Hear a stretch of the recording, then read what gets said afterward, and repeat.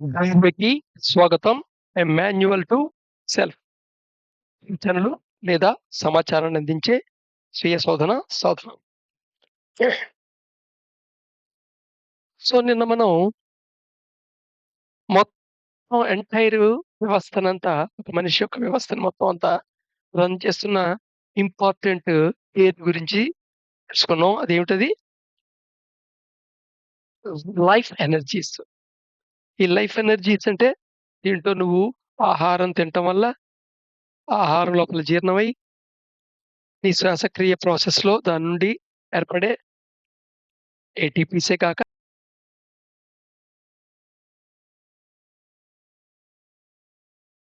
అదే కాకుండా శ్వాసతో పాటు నువ్వు తీసుకునే ప్రాణశక్తి.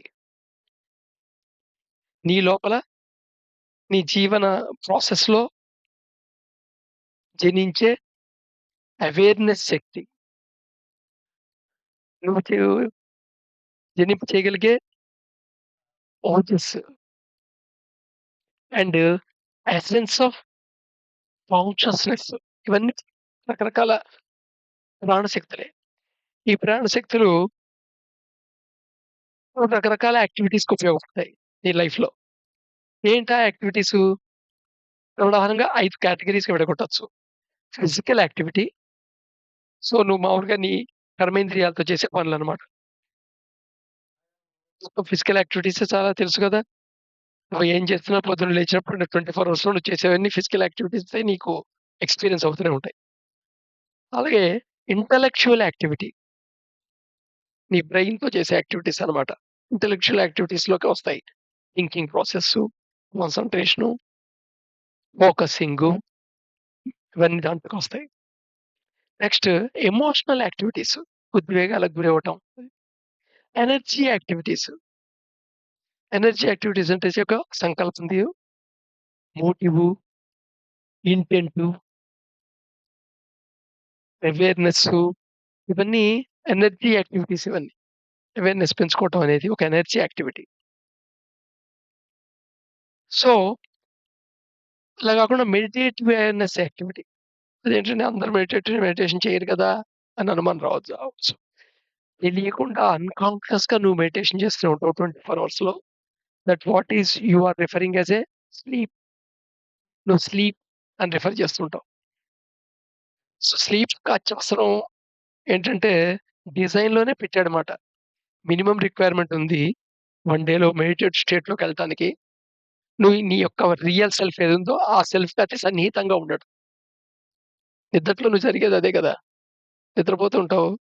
సెన్సెస్ ఒక్క ఇన్ఫర్మేషన్ కోల్పోయినట్టుంటుంది. సెన్స్ జ్ఞానం ఉండదు. తర్వాత కల కంటిన్యూ అవుతుంటుంది. కల లేని నిద్రుంటుంది. డీప్ స్లీప్ ఉంటుంది. డీప్ స్లీప్‌లో నీకసలు ఏ అనుభవం ఉన్నట్టే ఉండదు.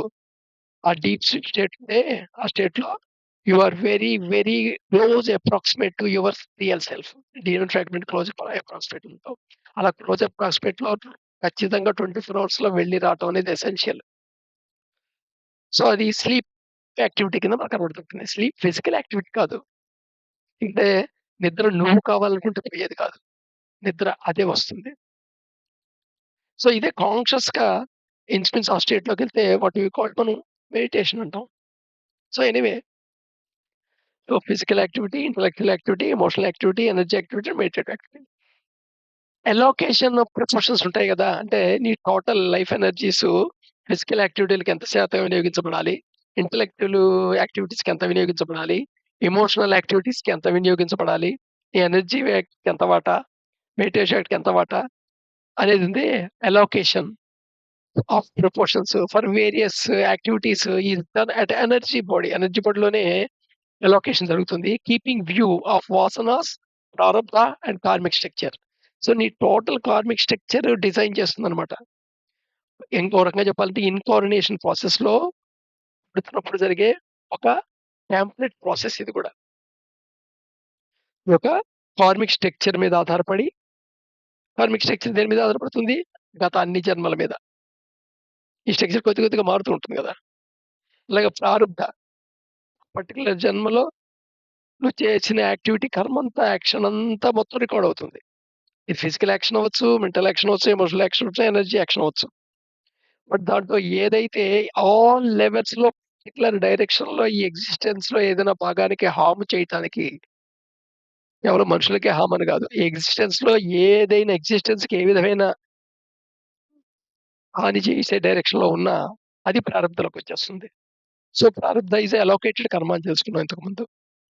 అండ్ వాసనాస్. వాసనాస్ అంటే నీ లైక్స్, డిస్‌లైక్స్, ఇంక్లినేషన్స్, టెండెన్సీ ఇవన్నీ కలిపి క్రిస్టలైజ్ అవుతాయనుకున్నాం. ఈ వాసనాసే సెలెక్ట్ చేస్తుందన్నమాట. నువ్వు టోటల్ చూస్తున్న దాంట్లో పర్టిక్యులర్ నీ సెలెక్ట్ చేసి ని సెలెక్ట్ చేసుకోవడం కారణం వాసనాస్ బట్టి. నీ వాసనాస్ బట్టి నీ సెలక్షన్స్ అన్నీ ఉంటాయి. నీ వాసనాస్ బట్టి నీకు ఫిజికల్ యాక్టివిటీలు, intellectual activity, emotional activities, energy activities ఉంటాయి. సో, దేర్‌ఫోర్ వీటన్నిటిని వ్యూలో పెట్టుకొని ఇన్‌కార్డినేషన్ అవుతున్నప్పుడే అలోకేషన్ జరుగుతుంది. అయితే ఈ అలోకేషన్ అనేది ఫిక్స్‌డ్ ఏం కాదు. ఫ్లెక్సిబిలిటీ ఉంటుంది. ఫిక్స్‌డ్‌గా ఆ! 40% ఫిజికల్ యాక్టివిటీకి ఇది చేసాం. 10% ఇంటలెక్షన్ చేసాం. ఎమోషన్‌కి 5% చేసాం. ఇలా ఫిక్స్‌డ్ ఏం కాదు. నువ్వు నీ యొక్క యాక్టివిటీస్ ఏం చేస్తావనేది మళ్ళా నీ చాయిస్ కదా!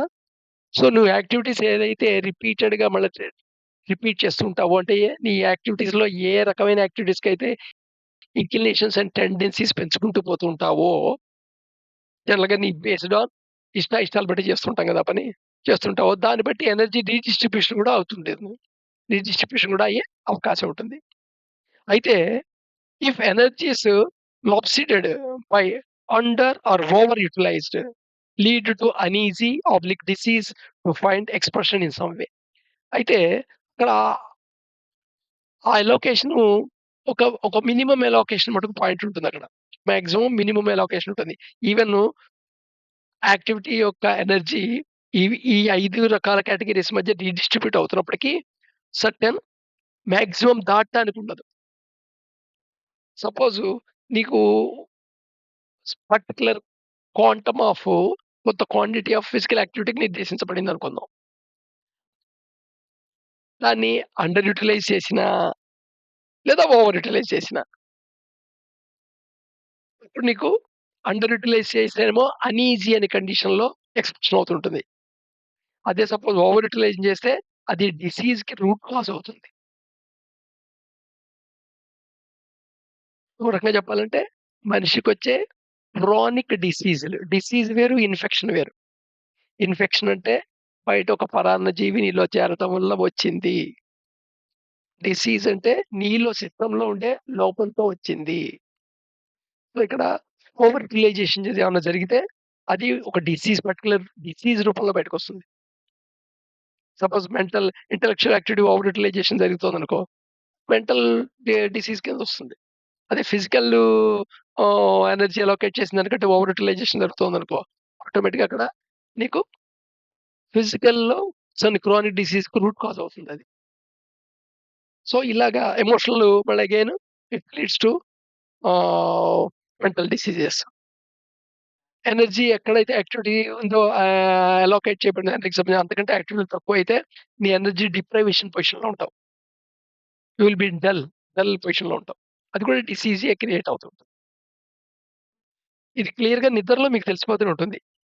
నిద్ర నీ శరీరానికి ఎంత కావాలో అంతకంటే ఎక్కువ పడుకున్న రోజు నువ్వు యాక్టివ్‌గా ఉండలేవు. ఎంత నిద్ర కావాలో అంతకంటే తక్కువ పడుకున్న రోజు నువ్వు యాక్టివ్‌గా ఉండలేవు. ఫర్ ఎగ్జాంపుల్ సర్టెన్ మనిషికి 5 అవర్స్ నిద్ర కంపల్సరీ కావాలనుకుందాం. 6 అవర్స్, 7 అవర్స్ పడుకున్నంత మాత్రాన ఎక్కువ రిలాక్సేషన్ అయినట్టు ఫీలింగ్ ఉండదు. ఎనర్జీ లెవెల్‌లో వాడి యాక్టివిటీలో ఏం మార్పే ఉండదు. ఇంకా డ్రౌజీనెస్సే ఉంటుంది గానీ. అదే 5 గంటల కంటే తక్కువ పడుకున్నాడనుకుందాం. 4 గంటలు, 3 గంటలు పడుకున్నాడనుకో, అది ఈజీగా ఎఫెక్ట్ కనబడుతూ ఉంటుంది. సో, ఈ మెడిటేటివ్ యాక్టివిటీ మనకు చాలా క్లియర్‌గా తెలిసిపోతుంటుంది. ఎందుకంటే అది ఏ రోజుకి ఆ రోజు 24 అవర్స్ లైఫ్ స్పాన్‌లో కంపల్సరీ ఉంటుందన్నమాట. అలాగే ఈవెన్ 24 అవర్స్ స్పాన్‌లో నీ ఫిజికల్ యాక్టివిటీ, నీ intellectual activity, emotional activity, energy activity, meditation activity అన్నిటికి ఒక మినిమమ్ ఎలోకేషన్ ఉంటుంది. అంత చెయ్యకపోతే అది ఇంకో రకంగా బయటకొస్తుంటుంది. సో, ఫిజికల్ యాక్టివిటీ చేయాల్సింది చేయలేదనుకో, ఆటోమేటిక్‌గా నీ లోపల లెథార్జీ డెవలప్ అవుతుంది. బద్ధకం పోతుంది. నీలో ఫ్లెక్సిబిలిటీ తగ్గిపోతుంది. మెంటల్ యాక్టివిటీ ఎంత చేయాలో అంత చేయలేదనుకో, ఆ డేలో ఆటోమేటిక్‌గా నువ్వు మఫ్ అవుతావు. బోర్ అవుతావు. బోర్‌డమ్ కండిషన్‌లోకి వెళ్ళిపోతూ ఉంటావు. అర్థమవుతుంది గదా! చాలా ఇంపార్టెంట్ కాన్సెప్ట్ అన్నమాట ఇది.